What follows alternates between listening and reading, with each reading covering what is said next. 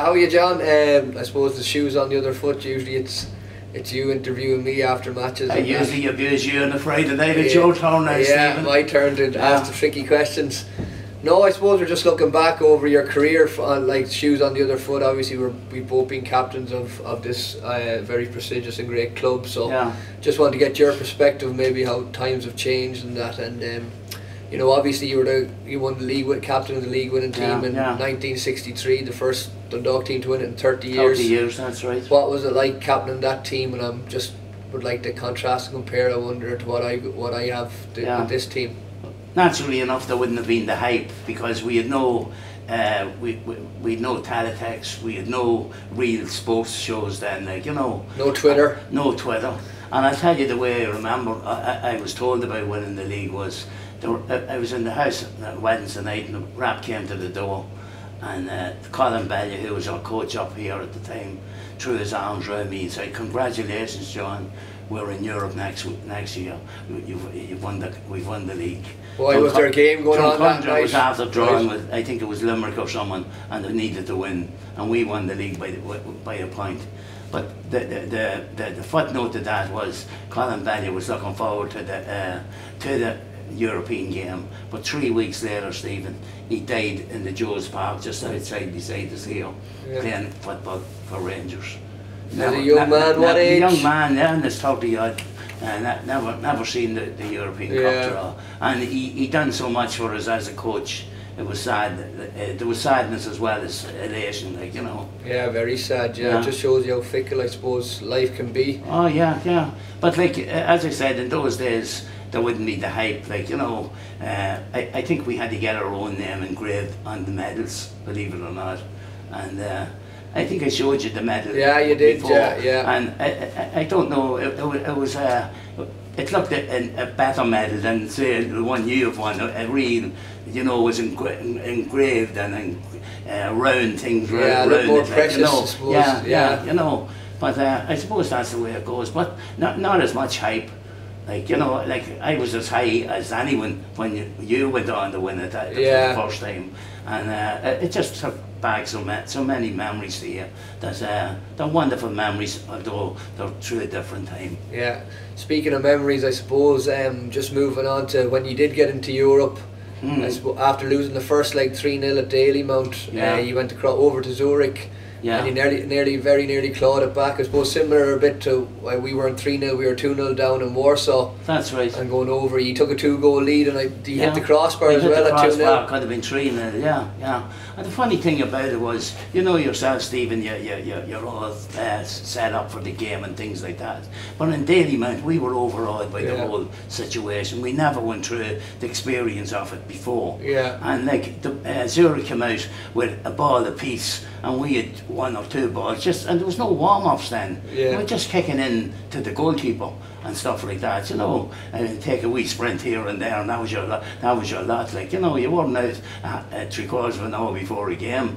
But I think when we saw Zurich running out, we just were overawed by the whole situation. Like, it can happen. Sometimes I find it's easier maybe in Europe for Irish teams especially to play away from home. You know, because you have your sort of game plan sorted, in the sense you're probably more than likely you're going to sit in and soak up a bit of pressure and try and catch on a counter attack. Where at home there's always a bit of an onus from the crowd and that for you to go out and attack. What were the main differences, obviously, of playing a couple of levels above and playing against seasoned European professionals? What was the main difference you found? The main difference would be, you know, the passing was more accurate from the opposition, to close you down quicker.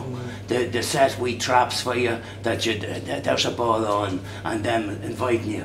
But the intercept, you know, the interceptions and things like this, they just, that's the way they were in Dalymount. But we went out, we knew we didn't play to our strengths in Dalymount, and we went out just purely relaxed, and knowing we had nothing to lose in Zurich, you know, and it just came together for us, Stephen, and we had them on the rack. like they were glad to hear the full-time whistle going. The players came over to us after the game and said, where does this come from? But that's not the same team that played in Derryman. Yeah. And it was just because we relaxed. Played with a bit of freedom. And played with a bit of freedom and played our usual brand of football. Yeah. You know. And like of course we had Jimmy Hasty with one arm. He was like a god, like a League of Ireland football. I was just going to bring him up. Obviously, there's been some good players the last few years or whatever, but you played obviously with Jimmy Hasty. What type of player or what? Oh, he was a striker with the one arm, like, and they called him the one arm bandit. And you know, the first time we played Cork out here in Oriel, a chap called John Coughlin was centre half for Cork and calls me over after the game. Hasty scored and we drew 2 each out there. He says, "Hey Murphy, where'd you get that one arm bandit from?" I says, "We got him from Newry Town. Will you give him a message?" So I thought he was going to wish him good luck or something like that. This was after the game, Stephen. He says, "Will you tell him I'll pull that other arm out of him when I get him the next time? I won't be as nice with him." Because everyone sort of was afraid to touch him with the one arm. You know, but like that quickly went out the window. But like he'd score goals for fun, like give him a half a chance it was in the net. Great header of the ball, great balance for a man with one arm. Both feet, left and right. You know, and he lost the arm the first day I walked down in the sawmill in Belfast and ended up being shot during the Troubles. 69 or 70 I think he was shot, you know. Unbelievable story. And for a man like a legend of Dundalk, because he certainly was the start of Dundalk picking up and being a football club again. Big club, you know, because people came to see us and he was the inspiration, like. You know. Moving on from Dundalk, you signed for Glenavon in 1965. I did indeed. And I'm just reading in my little homework notes that there's a few rumours going about that it was a massive signing on fee. A massive signing on fee. I got 800 quid and it bought me house, believe it or not, Stephen. The house I'm still living in. Unbelievable, and, I was getting married at the time, around that time, and bought me house. And believe it or not, every time I come round the corner, that's my statue for football. Looking at the house. And that's the way I view it. That'll always give you memories of the house. And five great seasons down with Glenavon, like, you know. And there was no negotiating each year. If you were retained, there was 200 quid put in your hand. That was it. You know what I mean? Simpler times. Now the wages weren't great. It was 6 quid a week, you must say. But I must tell you a wee story about the first game we played. We played Portydown, and Glenavon and Portydown would be like Dundalk and Drogheda, local down. And of course, I was, after playing with Dundalk, it was £1 a point. If you won, you got 2. It was only 2 points for a win there. You got £2 in your bag, you see. And that was your win bonus. That was with Dundalk. So when I went down to Glenavon, the chairman came in, and you know the usual chairman's talk, and you're on £16 for a win and 8 for a draw. I nearly fell off. You couldn't believe it. I nearly fell off the chair. You know, that was big money in those days. Disneyland, yeah. We won 3-1 and got the 16 quid. Good incentive. I was happy enough then. Getting on to that, you came back from Glenavon back to Dundalk. I did, and because a chap, me old full-back partnership would be John Murphy and Twitchy McKeown. Twitchy broke his leg in the first game in Utrecht. And I was taken back then because the Troubles were starting 69, 70, and with my name Murphy there, I wasn't too popular, as you could imagine, like, you know. But the next thing was we played Utrecht out there, and a man called Jimmy Morrissey, who we got from Oriel Park, scored a header from outside the 18-yard line, and we beat them 2-1. And then we were drawing against Glasgow Rangers. I'd say that was feisty enough, that was very especially feisty. At them times. Not only in Oriel Park, but in Ibrox.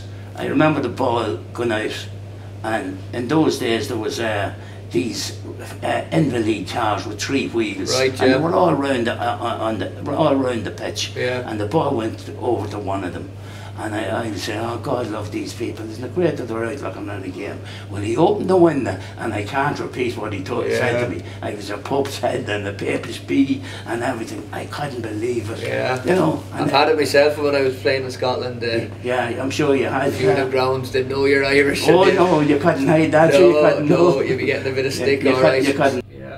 Then you went, after your career finished, you went and joined Jim. You were with Jim McLaughlin in the I was Jim's assistant for about 2 to 3 years. Obviously a Dundalk legend. How was it like working under Jim?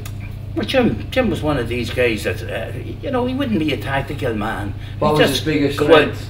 Go out and do your job, like, and so forth. Like, you know, there was no real, what you'd call, Stephen Kenny tactical half hour or so before a game. It was just, look, sometimes he'd tell you about the opposition, sometimes you had to size it up yourself, like, you know. And what would you say was his biggest asset, obviously, to be the manager he was? What do you think was his biggest strength? His biggest asset was that he could choose good players. He had a good eye. Like he took a lot of players from Dublin, like Martin Lawler, you know, all those guys, like Tommy McConville was here from that time, like, you know, and they just blended into the perfect team and went on to some brilliant efforts against Celtic, Spurs and so forth.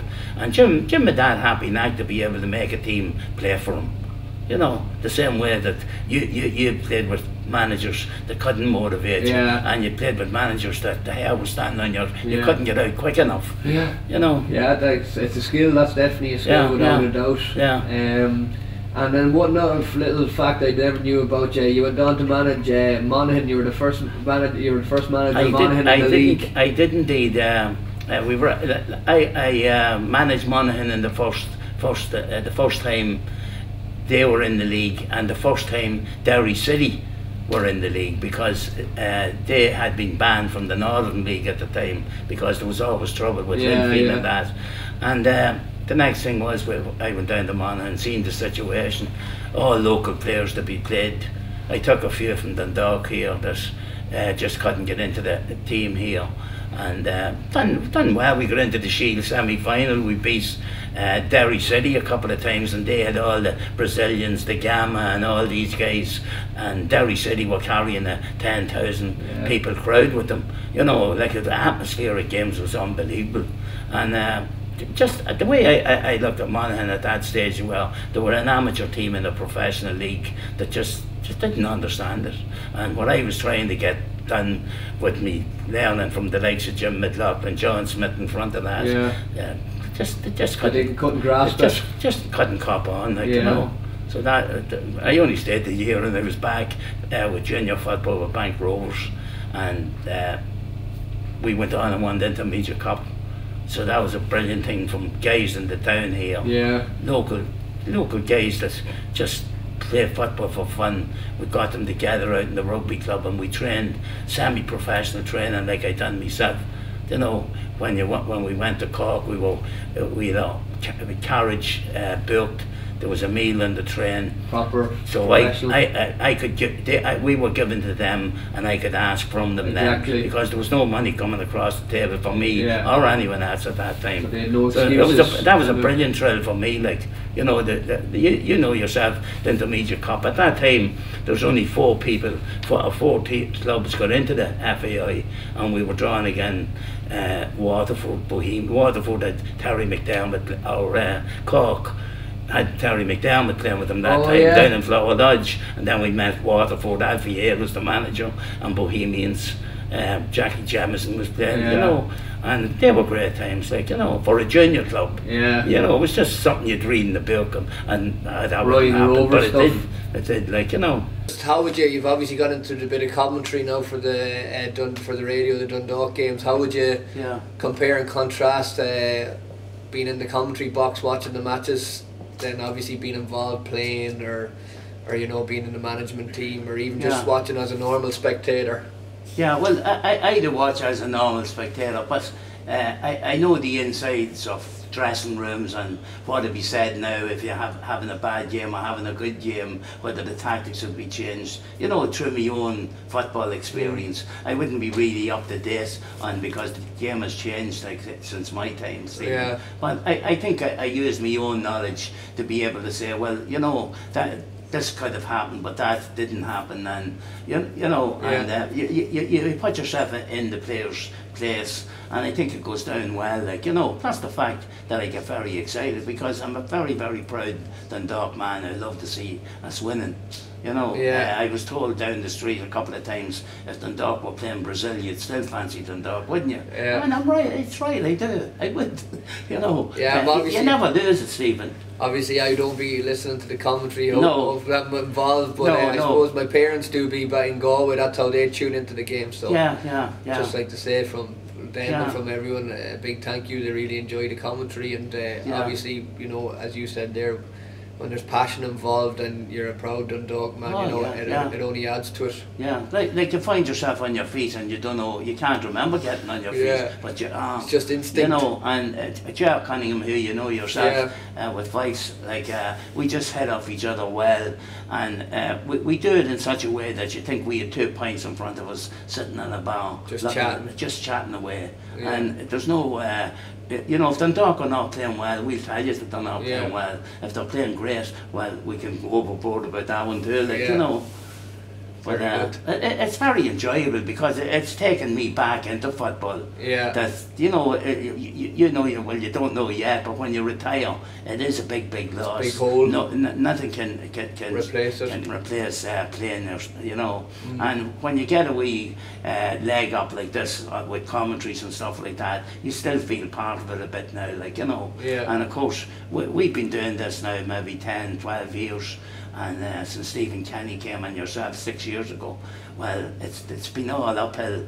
It's not been downhill, and there'll be wonderful times like through European games and Dundalk winning the league, beating Cork out there, and you know, marvelous memories that I would take to the grave with me. Yeah, which you probably thought were over, the European games and well, you didn't expect Dundalk to be able to achieve what they're achieving now, because like as you could see, when we won the league, it was 30 years before that they won it, and those times I played with Dundalk when you had to apply for readmission to the league because you were down at the bottom. You know what I mean? So it wasn't always as Stephen Kenny says, there's no caviar sandwiches up here. No. You know, and we realise where we are, but we also realise where we are now, and we realise the benefit of yourself and your fellow players, what you've done for the town, because you've made this town into a place worthwhile coming, worthwhile reading about, worthwhile knowing what you've done across the world in European football, and of course in local stuff, you know, and this is something you players wouldn't really know about. No, we're in a bubble, I suppose. That's the way we feel about you, Stephen, like that. You've given us so much that I'll take this opportunity to thank you, no matter what happens after this, but you've given us so much. We're very, very proud. No, that's good to hear, because as you said there, sometimes the players and that are just in a bubble and they're only focusing on what's going on in the next game, and that they don't probably realise maybe the impact a little bit of success has had. I understand that, Stephen, when I pluck you out of a Friday night, that you're the last, I'm the last man in the world you sometimes you want to talk to, you know, and I know that about the players. Why? Now, not that there was interviews in my days, but players like to be left alone at times after games, like, you know. Yeah, but I suppose like you can't be all out for interviews after, you know, after a win. You have to do the interviews after a draw and defeat, you know. As wins, like, you can't have it all your own way. So those are the things that have to be done. It's not a hardship really at all. It's just, I suppose, it's not so long after the final whistle, and if you've not played well and the team haven't won, you know, you're probably coming out of a frustrated dressing room and then you're straight in. So